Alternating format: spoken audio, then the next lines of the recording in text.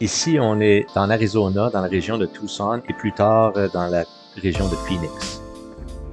Cette colline, c'est Sentinel Peak Park. On a fait une belle excursion là, et puis on voit bien la ville de Tucson, qui veut dire Foot of the Black Mountain dans le langage de la tribu indienne qui était là.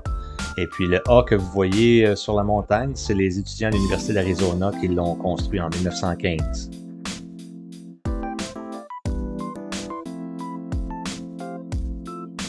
On est allé passer une journée au Catalina State Park, tout près de Tucson. C'est dans les Santa Catalina Mountains. C'est environ 5500 acres le long des montagnes. Il y a beaucoup de canyons. Les gros cactus que vous voyez s'appellent des saguaros. Et puis, il y avait beaucoup d'oiseaux, plein de trails, de sentiers partout. Puis c'est environ 3000 pieds d'altitude au niveau de la mer. C'était vraiment bien d'aller marcher dans ce coin-là.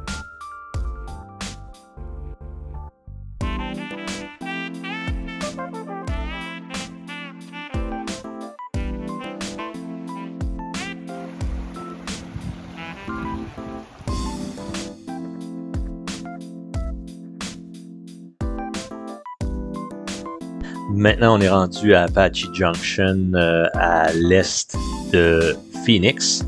Et puis, voici un village fantôme tout près de Superstition Mountain.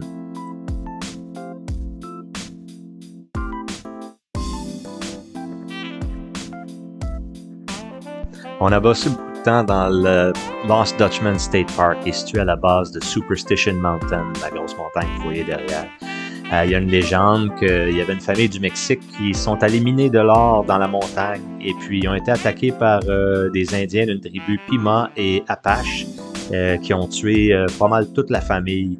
Et puis en 1870, un Allemand, mais il l'appelait le Dutchman, est allé aux mines pour essayer de trouver l'or que la famille qui est décédée avait laissé derrière. Et puis, la légende est qu'il l'a trouvé, mais il n'a jamais été capable de sortir l'or. Et puis, il a dit à quelques personnes où elle était, mais elle n'a jamais été trouvée.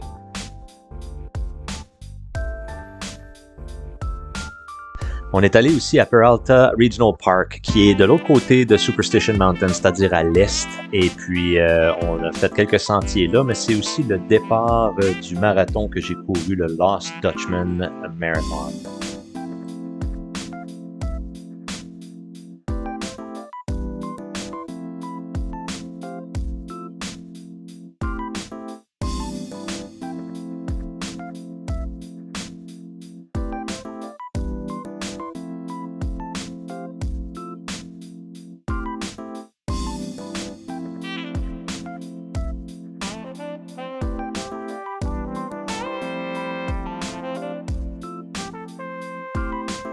Le Papago Park, super beau sentier de marche, de course, de cyclisme, situé en plein cœur de Phoenix, avec deux belles collines dedans. Super belle place.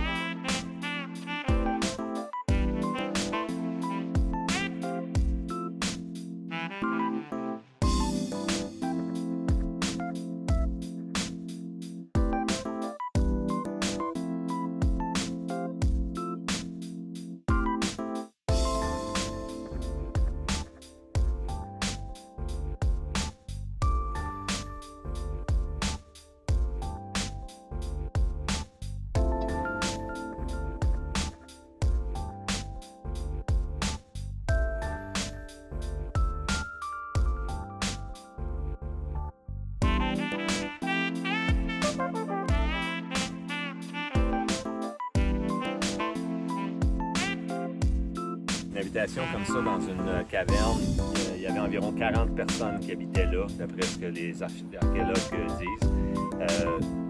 Multiples familles, un genre de clan. Puis ils construisaient un mur en avant avec les pièces, avec un mortier, ils appellent ça du adobe en anglais, je ne sais pas le terme en français.